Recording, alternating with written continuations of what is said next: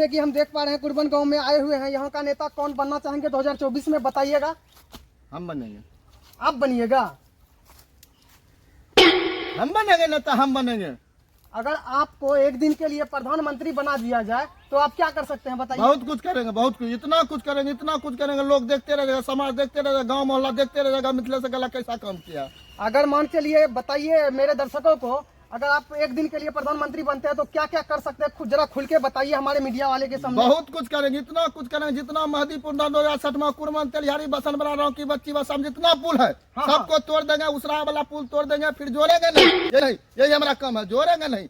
अगर आप ये सब जो कर दीजिएगा, बताइए अगला दिन ये दर्शकों को कितना तकलीफ होगा, ये बात जानते हैं आप। हमको क्या घंटा तकलीफ होगा, हम तो फकीर आदमी है, झोला लेंगे चल देंगे। मोदी जी ने नीतीश, बाबा जी ने नीतीश, पलटू महाराज ने पलटू, नेता जी ने हमको घंटा लगता, हम तो चल के भाई। ऐसा नेता को बताइए कैसा क्या कहना चाहिए, ऐसा नेता को प्रपोज किया जाए।